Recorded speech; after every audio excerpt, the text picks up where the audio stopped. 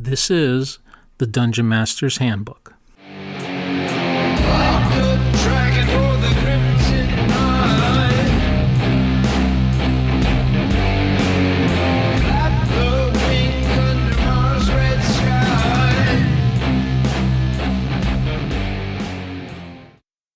This is episode 28, and in this episode we are going to visit some of the games that I'm running, as well as talk about some of the lessons that I've learned from each of the games.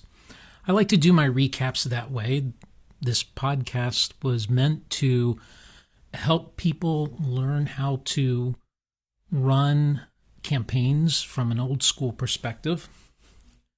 I like sharing the lessons that I learned from games because I think that's what I want to hear when I listen to other people recap their games. What did you do? How did you do it? What things can I learn from it and shamelessly steal to use in my games? Because that's all what we're doing. We're stealing each other's ideas. I'll admit it, I do. And I honestly hope that you're stealing all of my ideas and coming up with your own, because I want to steal yours back.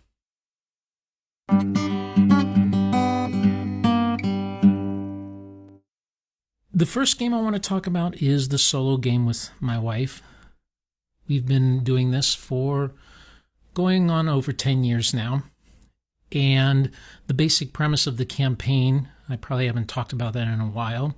The basic premise of the campaign is she is the descendant of a famous mage known as Kellis Thuran. She had a lover named Calypso who ended up being quite the bastard. He murdered her entire family and left her pretty much homeless. So she started adventuring to regain back some wealth and to get revenge. What she's found herself embroiled in is a bit of a magical war where mages of good and evil are trying to recover these things known as dragon stones, because you can use dragon stones to summon dragons. And she has managed to get a hold of some of these stones, which then she promptly, unfortunately, lost to some NPC mages. And trust me, she's never let me forget that I took things from her. Note to self, or actually note to you all as well, when playing with your spouse, be careful how much you take from them. Anyway, so she got some stones, lost them, and now she's recovered another one, and she also is walking around with a dragon companion. So it's a fun little game. And she currently is in the city of Zayport trying to get into the last tower of her ancestor. She's the only one that can get into these towers because she is of the blood. And I think I mentioned a few episodes ago that this city that she's in, I've pulled inspiration directly from the city of Jakala, which is from the old D&D-esque game Empire of the Petal Throne, the Tekamul campaign setting. Jakala is the main city, if you will. And the inspiration I took from it is that it is somewhat xenophobic. It's not very friendly to strangers and foreigners. It's a very rigid society with a lot of rules and customs and traditions and ways of doing business that isn't cash only. So I put her into that kind of environment, and it's been a lot of fun. The challenge is my wife plays a character who is pretty headstrong and driven and gets out the sword and takes no prisoners kind of approach. And so I challenged her with this whole setting to see what she would do. And for the most part, she's kept her head low and has played a pretty quiet and trying just to get through things to get to the tower. So this last couple of games, she bribed an official. They were able to get to the tower, and now she's inside ready to talk to her ancestor. Her ancestor's not really there. What Kellis did was in each one of these towers, as he built them throughout his career and life, he would leave what I guess is very similar in concept to the librarian holograms that, what was that movie? It was a disaster movie from the future, where they went through and they found, was it one of the Planet of the, no, it wasn't one of the Planet of the Apes movies. I can picture in my head because it was a, they went into this library and this hologram appeared and started talking to him about what had happened. Anyway, I stole that idea. And so Kellis essentially has left a part of himself and his intelligence, if you will, or a recording of who he was at that point when the tower was completed. So she's gone through a couple of these already and has talked to Kellis, gaining information somewhat at the same time he was in his life. Well, this tower should be the final one where she's going to get a lot of information from what he knew towards the end of his life. We'll see how it goes.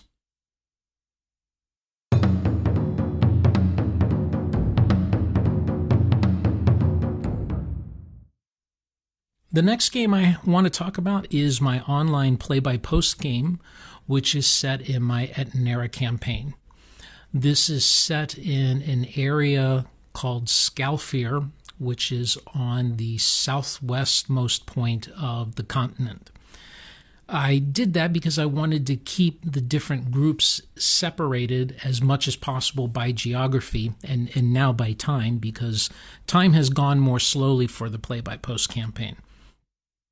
The party is currently exploring a lost island city called Ramathia, where they're hoping to find evidence of the elves who originally founded Ramathia, because that was the first place that the elves landed when they came to these lands.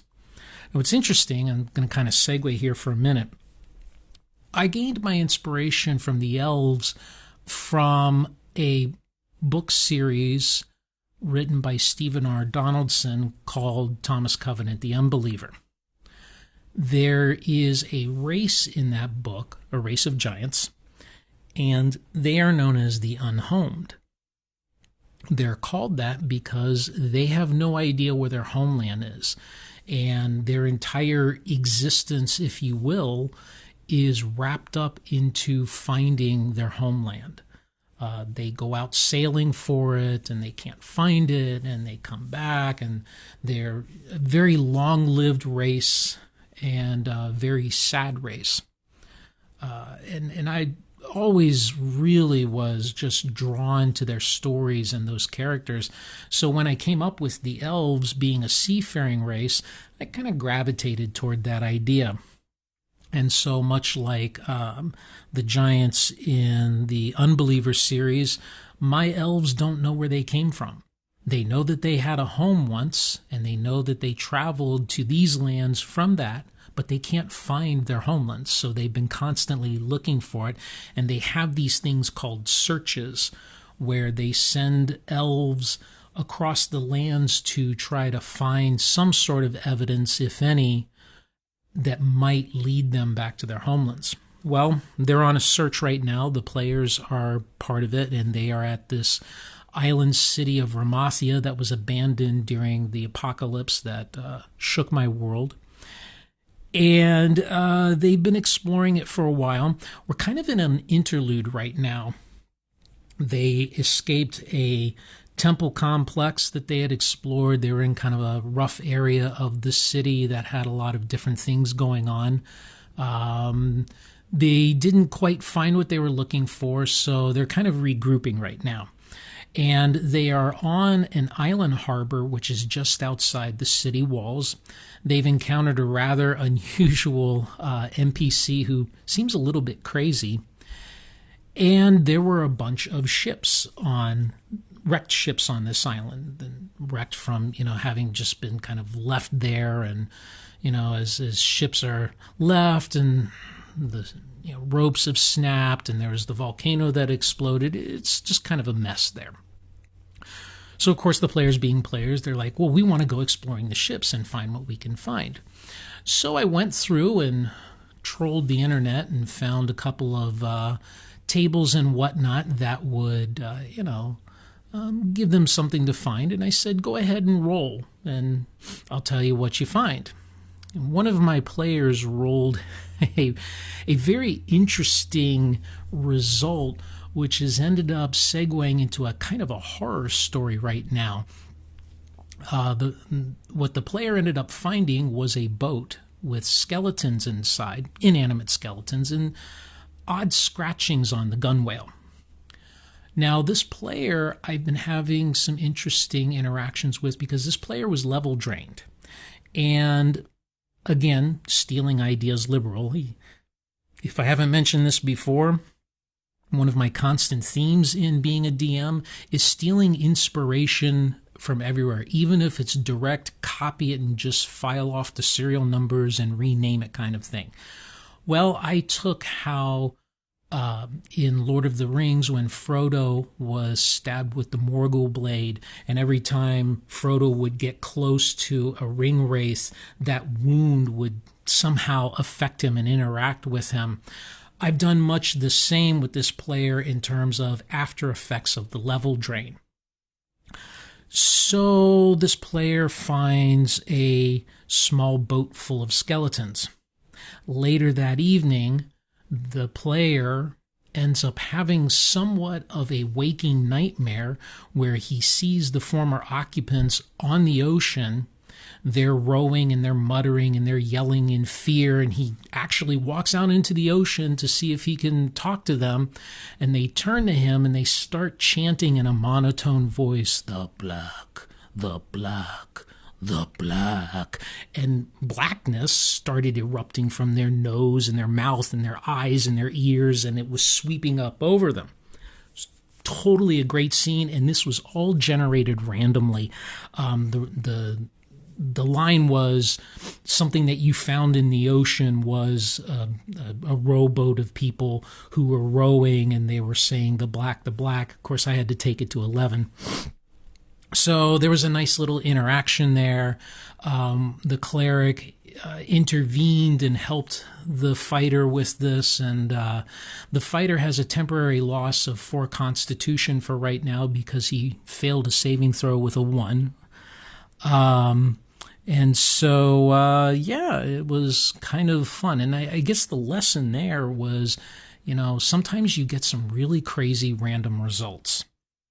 But I find a lot of times if I trust the dice to tell the story and I just go with it and kind of develop it out, it ends up being a nice little encounter. And so had this, and they're currently recovering from that now, and we'll see where they go next.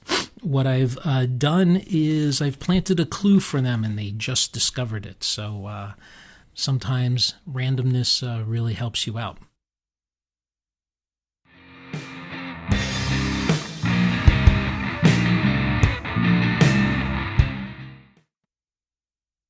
The next game I want to talk about is my online Roll20 game, also set in my Etenera campaign world. The players are in the mid-northwest area of my campaign land in a different duchy. They're more in a landlocked area, and they've been exploring an abandoned castle called Griffin's Keep that seems to have been a war band of orcs and goblins, and perhaps worse, seems to have taken up residence there and may be related to a giant army of bestials that are besieging a far-off city to the west called Shalom. Now, they had originally gone several times to this keep, then returned and gone to the nearby main town where the local lord lives at, had spoken to the lord, and the lord's court mage revealed that these keeps are potentially connected by a long-forgotten system of transportation rings. Yes, I shamelessly stole from Stargate. Sue me. This mage happened to know how to send them back to Griffin's Keep using this system, and did so. But the players have now run into the boss level, if you will. They've come to the leaders. And I'm going to make kind of a small confession here. I'm not that experienced with boss level fights. Most of the time, my players haven't gotten that far, or if they have, it's been a very quick kind of situation because the players have just blown right through it. We won't talk about the 2 TPKs with the Troll Mage.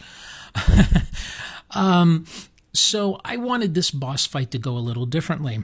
So the lesson here was, for me, was setting up this boss fight to be waves. So they come into the main keep of Griffin's Keep, or the main hallway, the main building, if you will. And there's some low-level clerics there. There's a low-level necromancer there. And there are a few zombies. Well, they, fare pretty well with that. Then comes the next wave, which is the other remaining clerics that were in other rooms on this lower level, as well as some zombie goblins. And the players are starting to realize that what has happened is that all of the orcs and goblins that they killed previously have been all risen or raised as zombies, and they're having to fight them again. They're not real happy with that. So they managed to turn the goblin zombies, and I throw the next wave onto them, which is orc zombies. Now they're starting to get worried because their resources are running out. Their hit point resources, their magic spell resources, and they're thinking, this might be a good time to retreat. So they pull off a good fighting withdrawal, and they withdraw in fairly good order. They've even captured one of the low-level clerics and are taking him as a prisoner. So they leave the inner bailey area, and they're in the outer bailey of this castle, and they're heading back to the gatehouse. Well, the bosses had already set a trap for the players, assuming that the players were going to hit the gatehouse to try to get back in. And so the players ran into the back end of that trap. There's a bunch of orcs on top of this ruined gatehouse, moat house, with crossbows. So the players started getting crossbow bolts rained upon them. And this is where tragedy struck. The players, through a few adventures, had met the local noble's son. He was a bit of a thug. He was a man who was starting to swing to the wrong side of the tracks. And I kind of based him mentally, if you've watched the TV show The Last Kingdom. That's, I think, on Netflix, and it's based on a series of books of the Dark Ages where the Britons are fighting off the Saxons, and kind of the history of what's going on. I think, how was that? 1000 or 1100 AD, somewhere around there. My memory's not too good right now. Anyway, there was a character in there called Ethelwald, who was the son of a former king, a bit of an ass, a bit of a spoiled brat. And I kind of felt like that if Ethelwald had been maybe had his head straightened out right a little bit earlier in life, he wouldn't have turned out to be so awful. And so that's how I kind of thought of Hewden. Hewden was this NPC. Well, the paladin took him in kind of under his wing and, was watching out for him and even serving as a good example, and Hewden had actually turned around. In fact, so much so that when the players visited the noble was very impressed with how Hewden was acting and was more than willing to help the players. Well, Hewden died. My rule is that monsters and NPCs, once they hit 0 hit points in AD&D, they're dead. Deader than dead.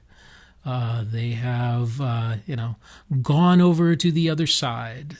They have joined the choir everlasting, and there is really, you could do a raise dead or a resurrect or what have you, but you need the body. And what happened here was that the orc crossbowman had killed Huden with the rain of crossbow bolts. And a couple of the players were going back to help drag his body away, and then one of the players fell. So now the poor paladin had a choice. Does he drag Huden, or does he save one of his fellow party members? Well, he made the choice to save one of the fellow party members and leaving Huden's body behind, which they're fairly certain necromancers are going to raise into a zombie. I can neither confirm nor deny that. We'll just have to see what happens next game. So it was a somber moment, and the player wrote a very wonderful journal entry. I will put the link to that journal entry in the show notes if you'd like to read it. Even though it wasn't a player dying, there was still that you got to respect how the players feel. They were very saddened, and it was just a moment.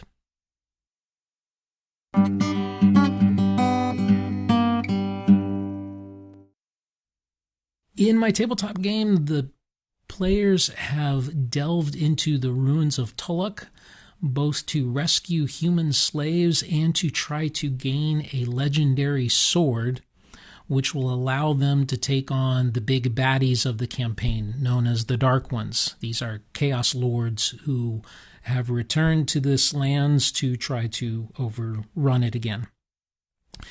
Last episode or last adventure, they were trying to escape the demon fortress, which they managed to do. And now they had opened the way to the sword itself. And this is where I, as a GM, ran into an interesting situation. I locked. I had no idea what a earth elemental was going to be doing underneath the ground. I had put that elemental there. I had a vision of what the elemental was itself doing and how elementals, what they mean in this world, and what the players were going to face. But I wasn't really sure how to present all of this because I wanted it to feel strange and alien enough that the players really felt like that they were in the presence of something really different. Well, how the heck am I going to do that? And I got to say, I've been stressing about this for a couple of months now. The players have found a new species, a myconid species called the Ilum. I've talked about that in previous episodes, the Ilum being very alien in how they think. And the Ilum know that this elemental, they call it their creator. They know who their creator is, and they have a certain amount of reverence and fear of this creator. I just wasn't sure what to do with all that. So I was thinking, what kind of inspiration could I use for a city that is mysterious and alien and unlike anything the players probably have ever encountered before, especially in my campaign? And I happened to be kind of casting about, and I ran into a description of The Nameless City by H.P. Lovecraft.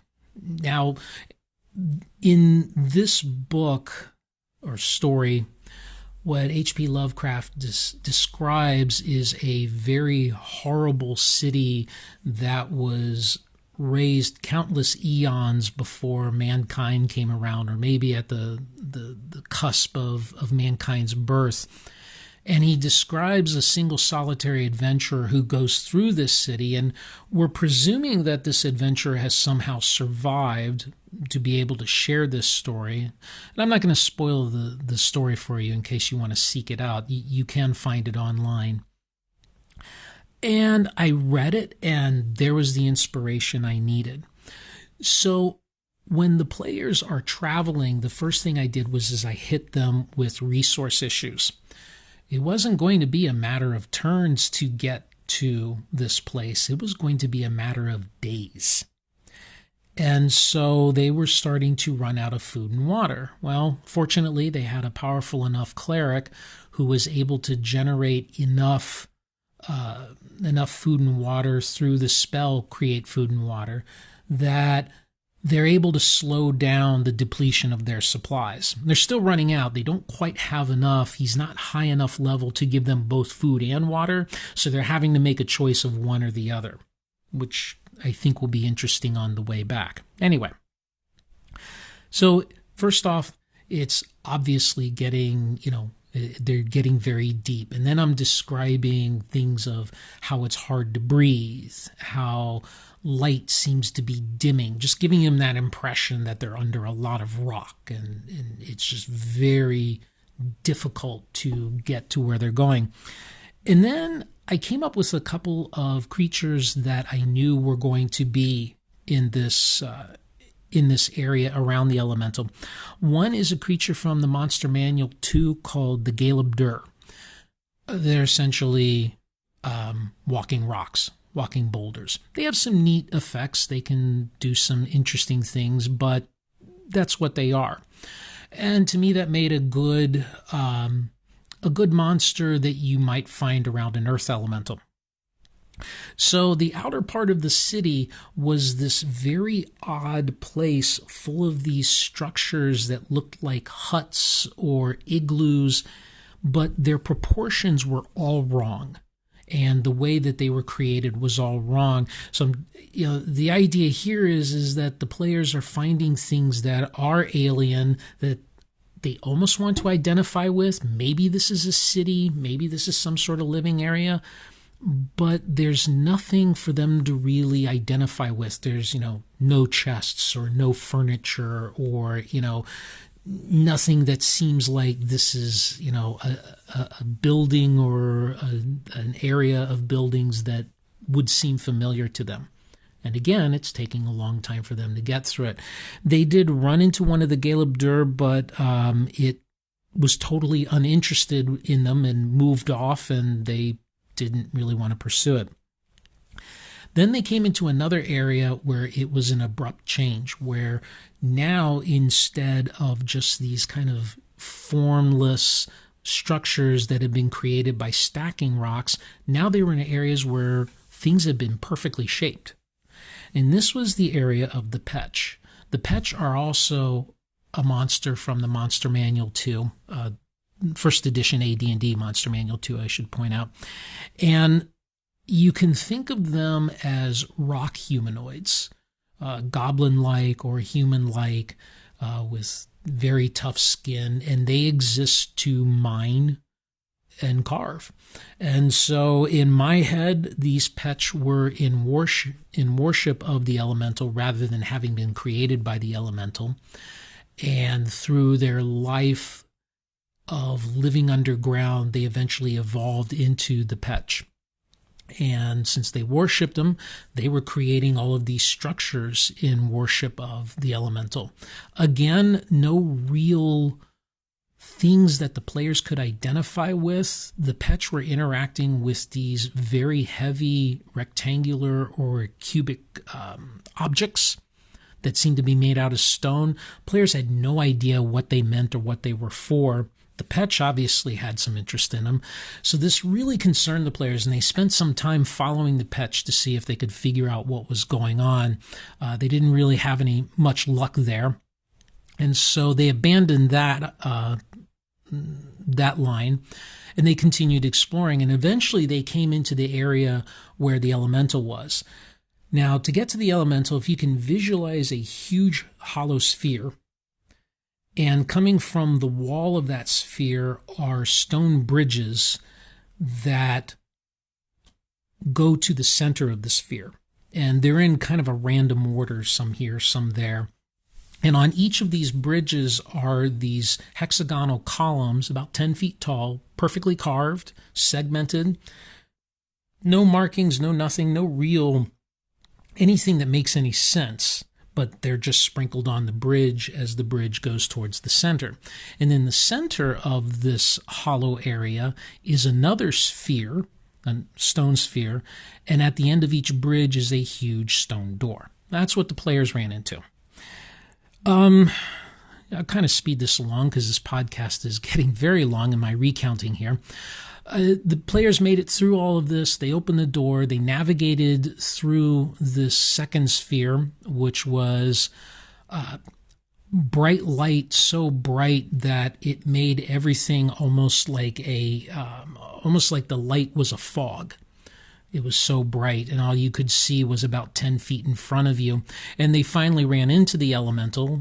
The elemental really didn't care about them much, but it was very concerned about why they had one of the Ilum with them. So it had a conversation with the Ilum, and then it talked to them. And the long and the short of it is they were able to negotiate to get the sword.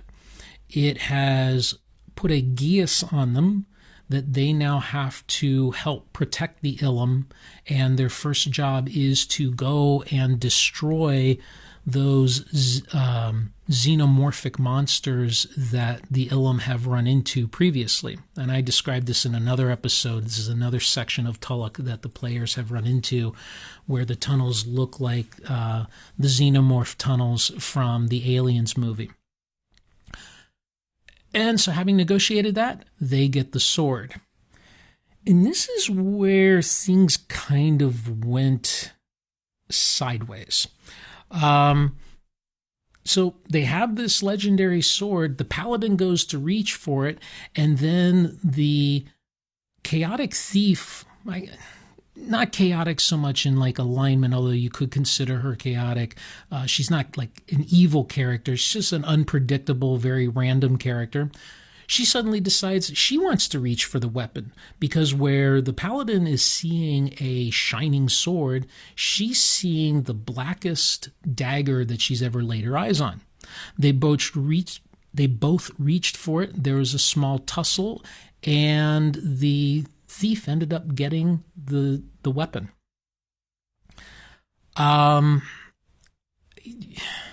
I know I'm jumping over a lot here. I could probably spend an hour recounting this.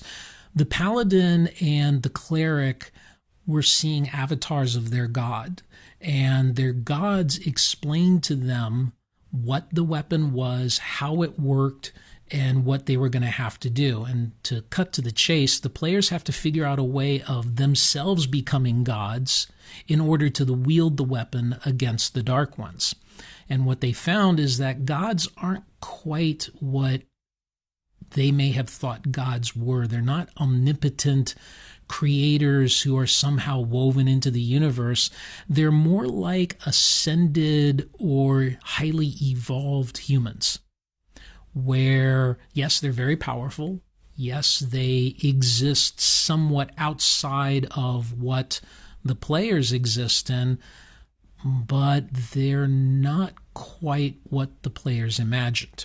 In fact, it's actually the elementals themselves that are more of what the players thought gods were.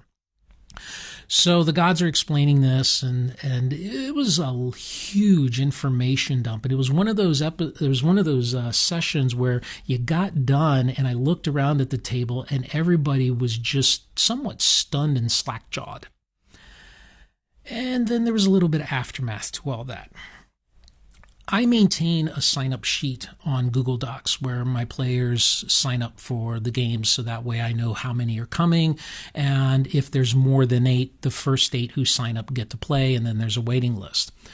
Well, one of my players who had been on the list suddenly disappeared. And so I've spent this past week in somewhat of nervous anxiety because this player is somewhat upset at how things turned out.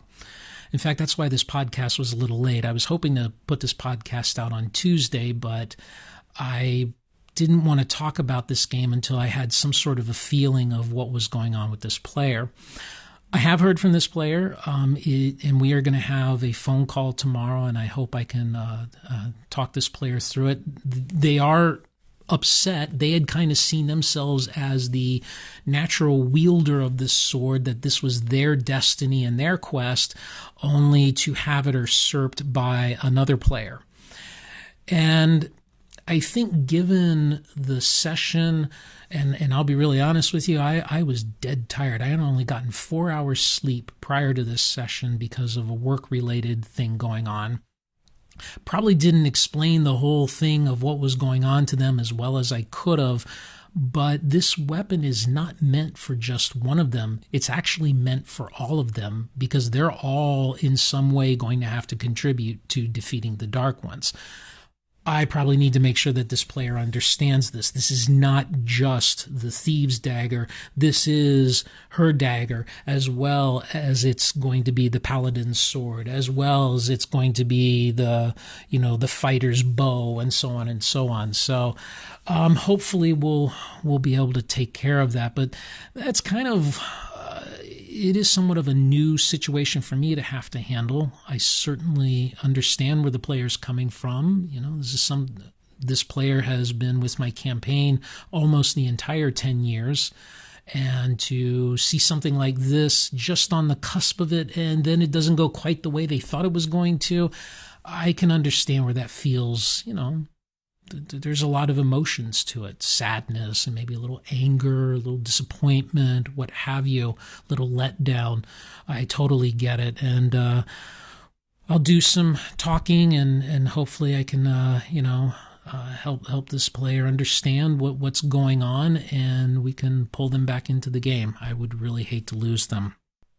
Hey everyone, I didn't want to leave that on that note there, and thanks to the power of audio editing, I'm able to stick in this little addendum. I did manage to get a hold of the player on the phone. We had a great talk. Come to find out there were some assumptions made, some point of view things, and I was able to reassure him, and all is well now. Probably had a little bit to do with me working almost 24 hours straight and only getting 4 hours sleep. Didn't explain things as well, but you know what? Live and learn. Everything is all good, and sometimes you just got to reach out to your players after the game and check in and make sure everything's okay. All right, let's get back to the episode. Well, I think that's about it for this episode. I certainly appreciate you hanging on. It's a little bit longer than I normally like to go. It's about double the time I like to go. As always, if you want to give me any comments, leave me any feedback, what have you, please feel free to leave me a message on the voicemail on Anchor or send me an email. Either way, it's all good to me, and I really appreciate the feedback and questions. All right, until next time, game on.